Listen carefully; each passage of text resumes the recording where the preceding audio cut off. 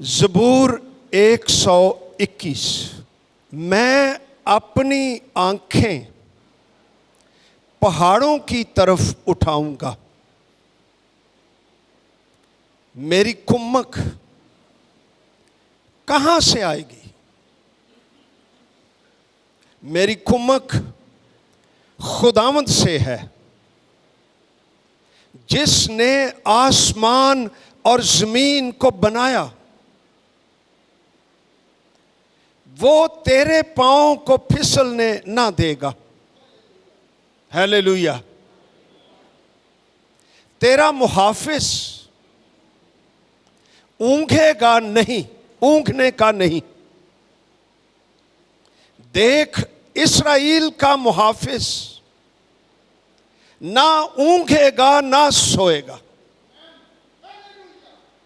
इसलिए हम सो सकते हैं, क्योंकि हमारा खुदावंद नहीं सोता, वो जागता रहता है।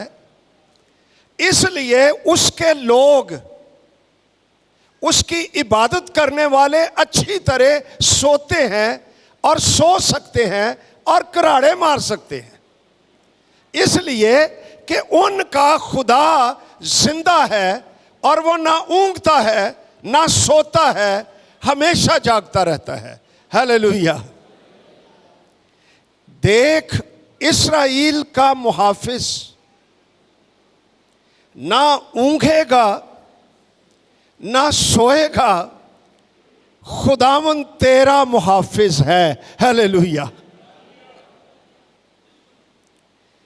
खुदावंद तेरे दाहिने हाथ पर तेरा साएबान है, यानी तेरे लिए शेड है, शेल्टर है,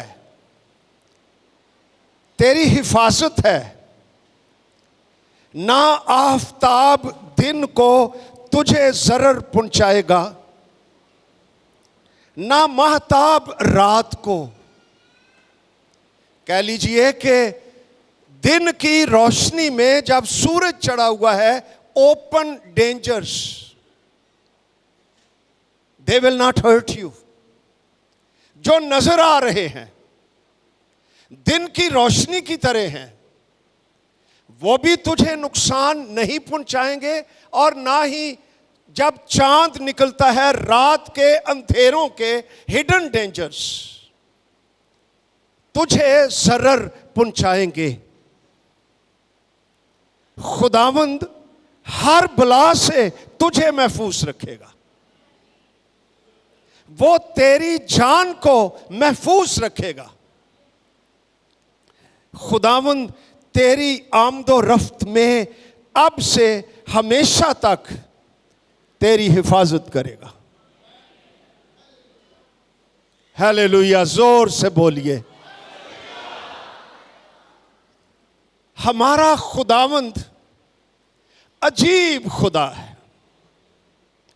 उसका रिश्ता है शख्सी तौर पर हमारे साथ।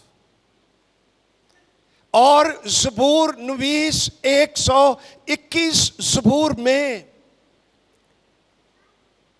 एक सवाल करता है, मेरी कुम्मक कहां से आएगी? मेरी हेल्प, मेरी मदद, मेरी सप्लाई, मेरी सपोर्ट, मुझे मजबूत करने के लिए खुदा की ताकत कहां से आएगी? लगता है कि ज़बूर नवीस के हालात शायद मुश्किल थे, और वो इधर उधर देखता है मदद के लिए। इंसान की फितरत है, जब वो मुश्किल में होता है इधर उधर हाथ मारता है, इंसानों की तरफ देखता है कोई मेरी मदद करे। लेकिन जब कहीं से कोई मदद नहीं आई है, तो वो कहता है एक जगह है जहां पर मैं मुसलसल देख सकता हूं। मैं अपनी आंखें पहाड़ों की तरफ उठाऊंगा, मेरी कुम्मक कहां से आएगी? मेरी कुम्मक खुदावंद की तरफ से है। हालेलुया। और ये खुदावंद कौन है? ये खुदावंद है जिसने आसमानों को बनाया, जिसने जमीन को बनाया,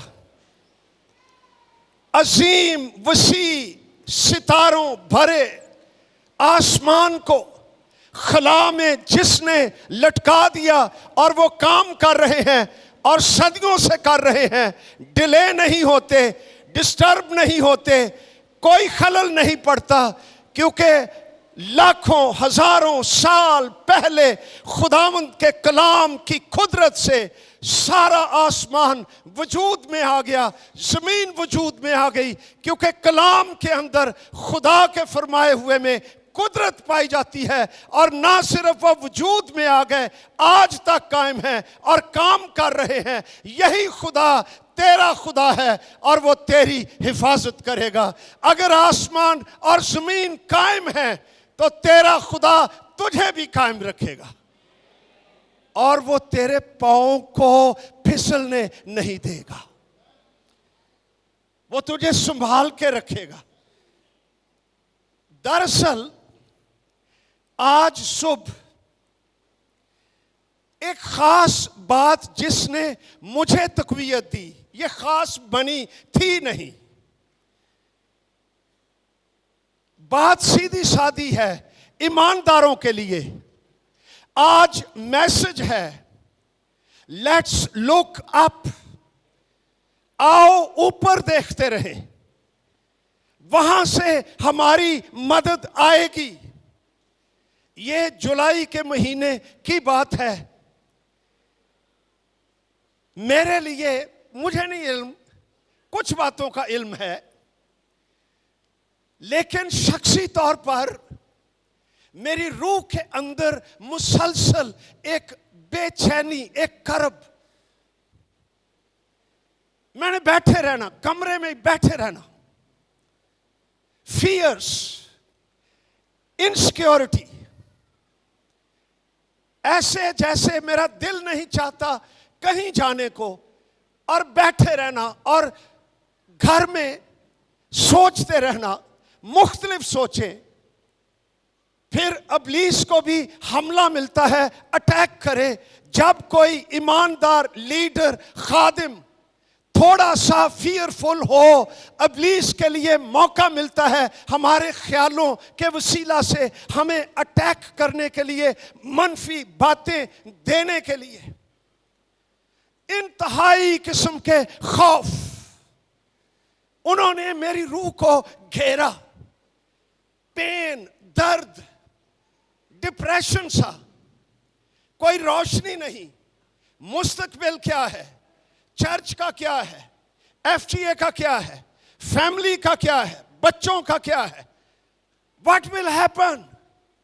ये कोई एक हफ्ता इस कैफियत में गुजरा, और जब मैं एक सुबह दुआ कर रहा था तो ज़बूर 121 रोशनी बनकर मेरी रूह में दाखिल हुआ कि मैं अपनी आंखें पहाड़ों की तरफ उठाऊंगा। मेरी कुम्मक कहां से आएगी? मेरी कुम्मक खुदावंद की तरफ से है, जिसने आसमान और जमीन को बनाया, जिसने आसमान जमीन को बनाया। पावरफुल जुमला है। वो तेरे पांव को फिसलने ना देगा। और जब ये ज़बूर मेरे अंदर आया, मैंने निकाला, फिर बड़ा एक एक लफ्ज रोशनी की तरह कुदरत बनकर, ताकत बनकर मेरे अंदर चमकने लगा, और मैं सारी कैफियत से बाहर आ गया और खुदावंद का शुक्रिया अदा करने लगा। और फिर से उसने मेरे पांव को चट्टान पर रखा। जब मैं ये पढ़ रहा था तो फिर अब्राहम की मिसाल खुदावंद ने मेरी जिंदगी में डाली, मेरे से कलाम किया। उसका जिक्र पैदाइश की किताब 15वें बाब में है। अगर आप निकालें और पढ़ें और देखें, 15वें बाब में पहली आयत से ही लिखा है, इन बातों के बाद आफ्टर दीज थिंग्स, जो 14वें बाब में लिखी हुई है। निकाल लीजिए पैदाइश 15वां बाब, और 14वें बाब में क्या है? जबरदस्त मदद खुदा की। अब्राहम ने बादशाहों को शिकस्त दी, लूत को, उसके खानदान को, माल को छुड़ा कर ले आया। उसे मलके सिद्दीक मिला, उसको रोटी, उसको मैह दी, उसको बरकत दी, उसको मुबारक कहा। अब्राहम ने दायकी दी, ब्लेस हुआ, टेंट में वापस आ गया, और लिखा है इन बातों के बाद खुदावंद का कलाम रोया में अब्राम पर नाजिल हुआ। यह फर्स्ट टाइम मेंशन है बाइबल मुकद्दस में कि कलाम किसी पर रोया में नाजिल हुआ हो। क्लियरली। और उसने फरमाया, ए इब्राहिम तू मत डर। पहला कलाम। इंग्लिश में इसके तर्जमे हैं स्टॉप बीइंग अफ्रेड, यानी वो डर रहा था लेकिन खुदावंद ने कहा स्टॉप इट, तुम मत डर। पहला कलाम। दूसरी बात खुदावंद ने की, मैं तेरी सिपर हूं, आई एम योर शील्ड, मैं तेरा दिफा हूं। शायद सिर्फ क्यास किया जा सकता है कि अब्राहम डर रहा हो कि वो बादशाह फिर से इकट्ठे होकर मुझ पर हमला ना कर दे। खुदावंद कहता है मत डर, मैं तेरी सिपर हूं, पहले भी मैंने ही फतह दी, अगर वो फिर आएंगे मैं ही फतह दूंगा। मैं तेरी सिपर हूं और मैं तेरा बहुत बड़ा, जोर से बोलो, अजर हूं। अच्छा, ये जबरदस्त कलाम आया। अब्राहम ने क्या कहा? क्या खुश हुआ? क्या लिखा है आगे? अब्राहम ने कहा, ऐ खुदावंद खुदा तू मुझे क्या देगा? ये हुण बंदा बोलन दिया जी। खुदावंद का कलाम है, तू मत डर, मैं तेरी सिपर हूं, मैं तेरा अजर हूं। अब्राहम का रिस्पॉन्स,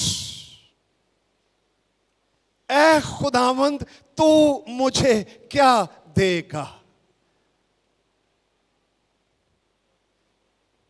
हमारे लिए आईना ही है, हम भी इसी तरह के ही हैं। ऐ खुदावंद हम तो सब कुछ छोड़कर तेरे पीछे हो लिए हैं, हमें क्या मिलेगा? हमेशा मिलेगा।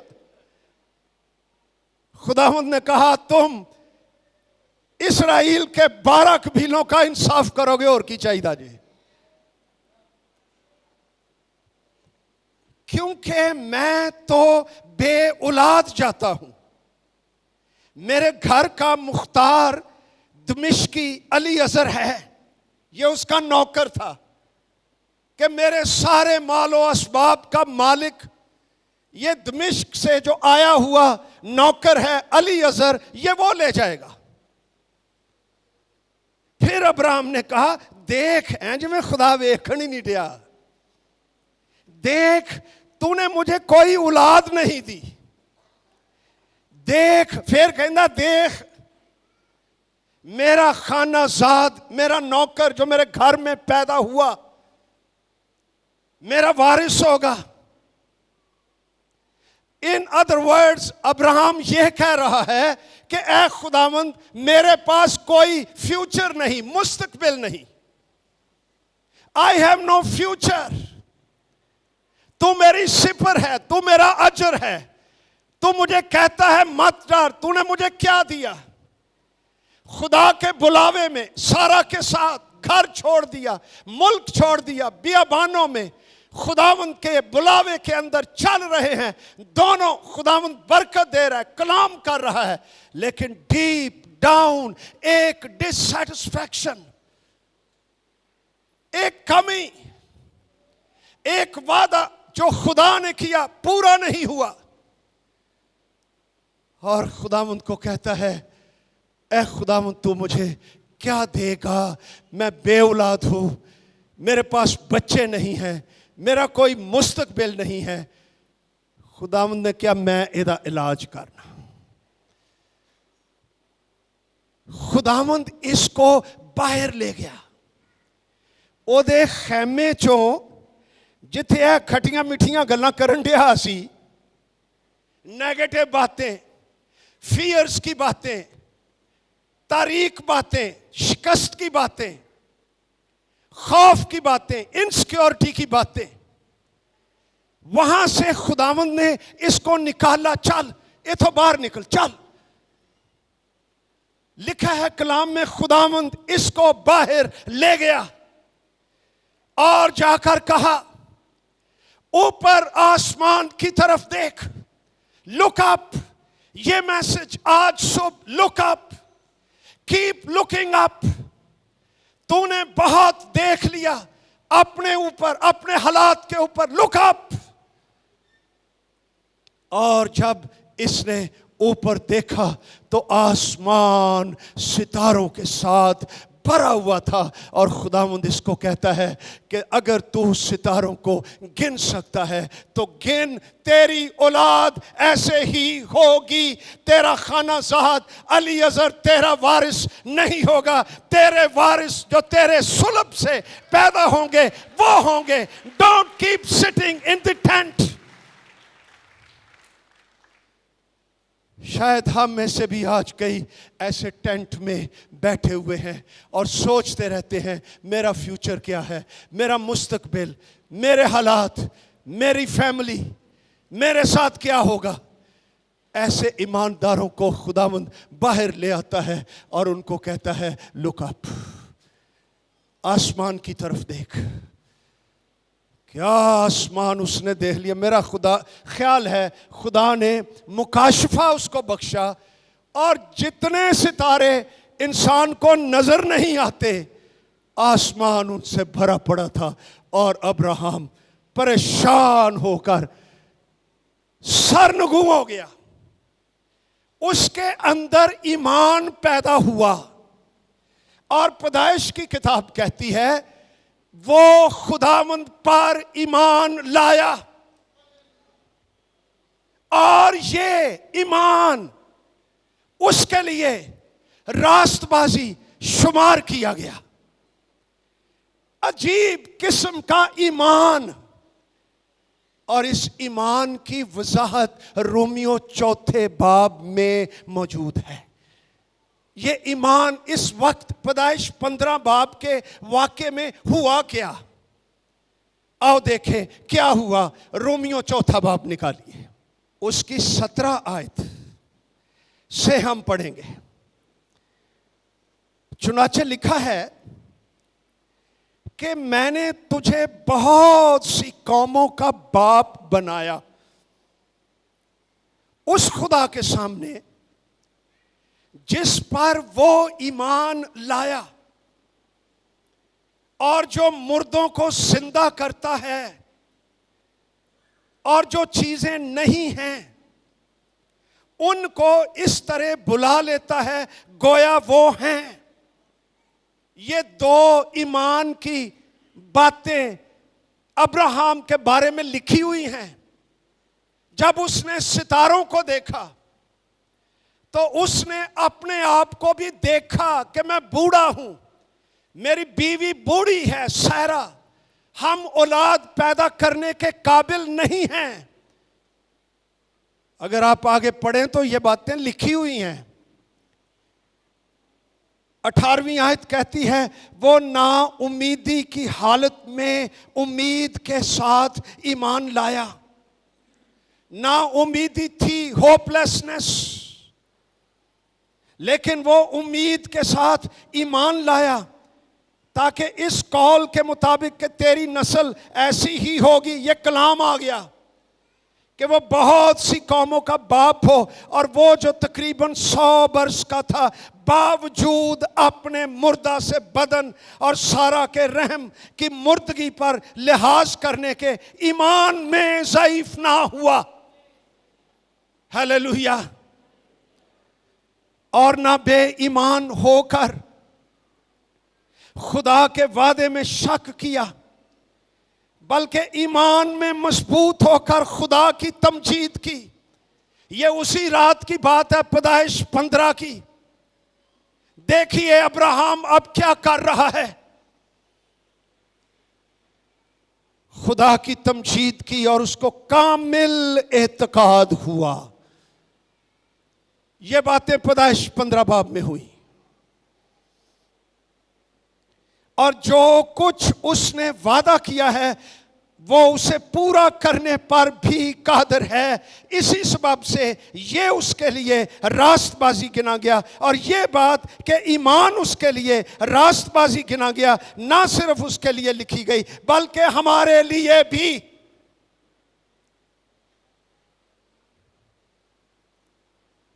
हमारे लिए भी लिखी गई, जिनके लिए ईमान रास्तबाजी गिना जाएगा, इस वास्ते कि हम उस पर ईमान लाए हैं जिसने हमारे खुदावंद यीशु को मुर्दों में से जिलाया, यानी जिंदा किया, जिला बख्शी। वो हमारे कसूरों के लिए हवाले कर दिया गया और हमारे रास्तबाज ठहराने के लिए जिलाया गया। पैदाइश 15वें बाब की वजाहत है। ये वो ईमान है जो अब्राहम के दिल में पैदा हुआ। हैरानगी की बात है, वो खेमे में क्या सोच रहा था, मेरा कोई फ्यूचर नहीं है। खुदा के पास फ्यूचर ही फ्यूचर है, आसमानी सितारों से भरा है। और फिर इसने ये ईमान लाया कि ऐ खुदावंद, हम तो बूढ़े हैं, नामुमकिन है, सारा कुछ ही ठीक है, लेकिन तू मुर्दों को भी जिंदा कर सकता है। और जो चीज़ें नहीं हैं, बच्चे नहीं हैं, उनको इस तरह बुला लेता है गोया कि वो है। तू ये कर सकता है। ये उसका ईमान खुदा पर, और ये उसके लिए रास्तबाजी गिना गया। और यही ईमान जब हम यीशु पर लाते हैं, हमारे लिए भी रास्तबाजी गिना जाता है और हमें नई पैदाइश का तजर्बा हासिल होता है। यशायाह 55 बाब उसकी 8वीं आयत, खुदावंद फरमाता है, मेरे ख्याल तुम्हारे ख्याल नहीं, ना तुम्हारी राहें मेरी राहें हैं। क्योंकि जिस कदर आसमान जमीन से बुलंद है, उसी कदर मेरी राहें तुम्हारी राहों से और मेरे ख्याल तुम्हारे ख्यालों से बुलंद हैं। और ये वो ईमान है जो अब्राहम के अंदर पैदा हुआ। उसने ऊपर देखा, लुक अप, आसमान की तरफ देखा, और वो उस वक्त से बदल गया। उसका चाल, उसकी सोच, उसकी ढाल, उसका सब कुछ, ना जाने पैदाइश 15 बाब में उसको क्या क्या मुकाशफे खुदावंद ने बख्श दिए। क्योंकि बात यहां खत्म नहीं हुई थी, आगे अहद बांधा। इसने पूछा है खुदावंद ये कैसे होगा। खुदावंद ने अहद बांधा और एक मशल निकली, और ये नए अहद नामे का मुकाशफा है। कभी कभी जब आप पढ़ते हैं यूहन्ना की इंजील 8वें बाब में, यहूदी स्कॉलर्स मसीह से बहस कर रहे थे, हम तो हरामजादे नहीं हैं, मसीह को कह रहे हैं, एनी एनी भी हुई ही है, हमारा बाप तो अब्राहम है। खुदावंद ने कहा अगर तुम्हारा बाप अब्राहम होता तो तुम मेरी इज्जत करते। तुम्हारा बाप मेरा दिन देखने की उम्मीद पर खुश था और उसने देखा और वो खुश हुआ। वो हैरान हो गया कि हैं तेरी उम्र तो अभी 50 साल नहीं, क्या तूने अब्राहम को देखा है? खुदावंद ने कहा, इससे पेशतर कि अब्राहम पैदा हो, मैं हूं।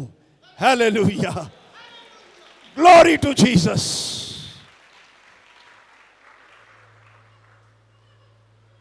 मेरी अपनी राय है, कलाम नहीं कहता।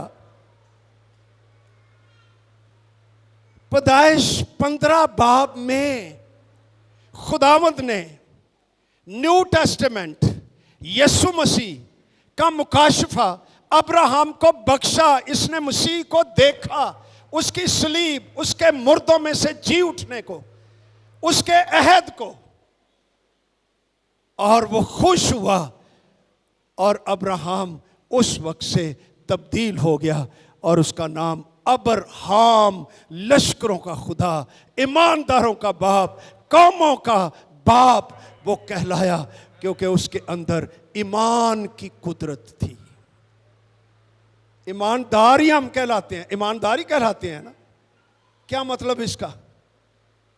ईमान वाले ऐ जे साढ़े कोल दुनिया में लोग हैं जमींदार, जागीरदार, बड़े बड़े दार। हमारे पास इन सब से बड़ी मिरास, सबसे बड़ी दौलत, ईमान की दौलत जो हमें आसमान से मिली है, वो हमारे अंदर है, जिसकी वजह से हम जिंदा हैं और कायम रहते हैं और गिरते नहीं और मरते नहीं हैं। हालेलुया। इन बातों ने मुझे अजीब सी तसल्ली बख्शकर मुझको मजबूत कर दिया, और मेरा ख्याल था यही बातें आपको भी मजबूत करेंगी, और अब्राहम के साथ आपका दिल जोश से भर जाएगा। एक और बात देखिए,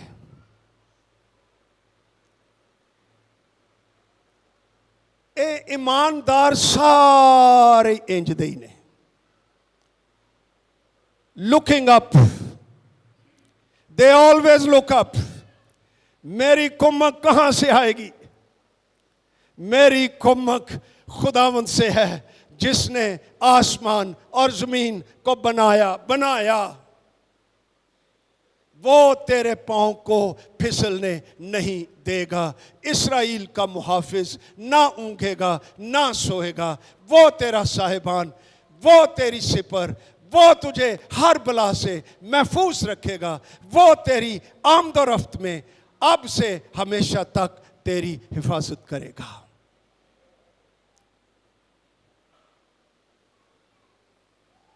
यूहन्ना की इंजील के 11वें बाब में एक जबरदस्त वाकया है। वाकया आप जानते हैं, लाजर मर गया था। सिर्फ सुन लीजिए, लिख लीजिए, पढ़ लेना बाद में। 2 बहनें थी, 1 भाई था। इसके अलावा फैमिली के बारे हमें नहीं पता, वी डोंट नो। एक ही भाई बीमार हुआ, मैसेज भेजा मसीह को, वो नहीं आया। अब मैं ज़्यादा वक्त नहीं आपका लेना चाहता। बाज़ का हम भी मैसेज भेजते हैं, दुआएं करते हैं, जवाब नहीं आता, परेशान हो जाते हैं। ये भी हुए होंगे। जब मसीह आया उसकी मौत के बाद, और ये कह, अगर तू यहाँ होता तो मेरा भाई ना मरता। इसमें पछतावा है, गिला है, शिकायत है। नाउ नो होप, अब तो उसकी डेथ हो चुकी है। लेकिन जहां मसीह है वहां होपलेसनेस कोई नहीं है, वहां हमेशा उम्मीद ही उम्मीद है। वहां हमेशा उम्मीद है। यीशु उम्मीद है। यीशु कहता है, क्या तू मुझ पर ईमान रखती है? ऐ खुदावंद, मैं ईमान ला चुकी हूं कि खुदा का बेटा मसीह जो आने वाला था वो तू ही है। मसीह कहता, तेरा भाई जी उठेगा। बंदे दिया फितरत है, हाँ, क़यामत के दिन फ्यूचर में जी उठेगा। या तो असी माजी च रहना हुंदा है, ਤੇ ਜਾਂ ਅਸੀਂ ਉਹ ਮੁਸਤਕबिल ਚ ਰਹਿਣਾ ਹੁੰਦਾ ਹੈ। नाउ प्रेजेंट हम भूल जाते हैं। खुदावंद ने कहा क़यामत को जी उठेगा। क़यामत और जिंदगी तो मैं हूं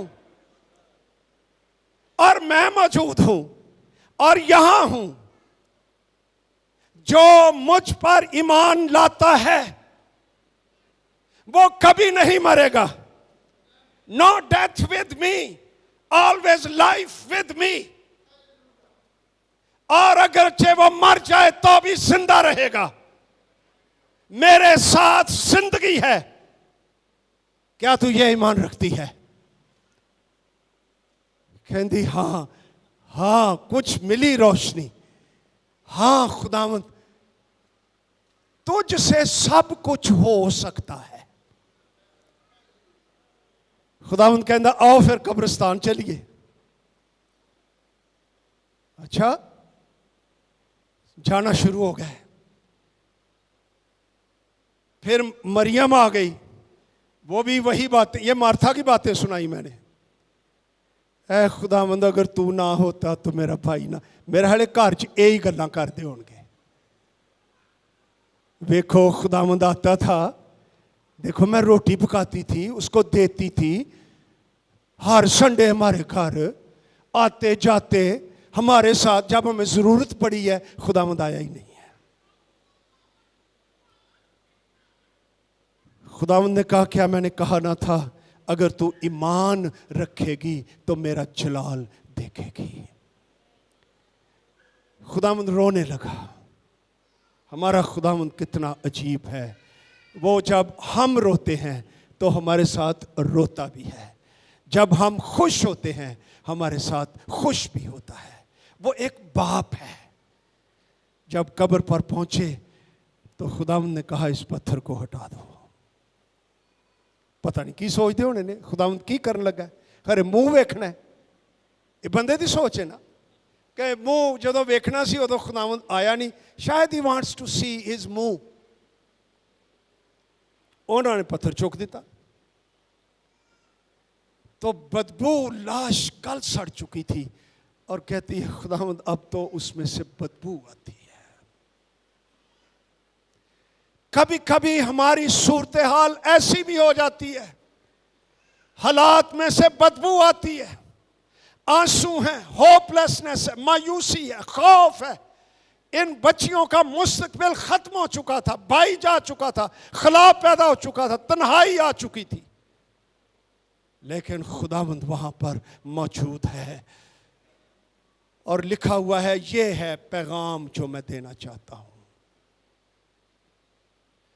कलाम फरमाता है यीशु ने अपनी आंखें ऊपर उठाई। हालेलुया। आओ पढ़ें ये हवाला, यूहन्ना की इंजील 11वां बाब 41 आयत। फिर यीशु ने आंखें उठाकर, he looked up, he lifted up his eyes। मैं अपनी आंखें पहाड़ों की तरफ उठाऊंगा, मेरी कुमक कहां से आएगी? लुक अप, तेरी कुमक, तेरी मदद खुदावंद की तरफ से आएगी। उसने अपनी आंखें उठा कर कहा, ऐ बाप मैं तेरा शुक्र करता हूं, तूने मेरी सुन ली है और मुझे तो मालूम था कि तू हमेशा मेरी सुनता है। ये कब्रिस्तान में दुआ हो रही है, आंसुओं के दरमियान, खौफ के दौरान, मायूसी के दौरान खुदावंद ऊपर देख रहा है। आज मेरे लिए और आपके लिए ये पैगाम है। आज सुबह आओ हम आसमान की तरफ देखें, जहां से हमारी कुमक आएगी। खुदावंद ने आसमान की तरफ देखा और फिर पुकार कर कहा, लाजर निकला।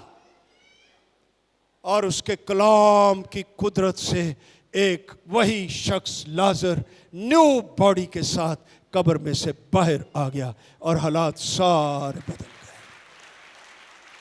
हालेलुया। मेरी कुमक कहां से आएगी? मेरी कुमक कहां से आएगी? जोर से बोलो, मेरी कुम्मक खुदावंद की तरफ से है।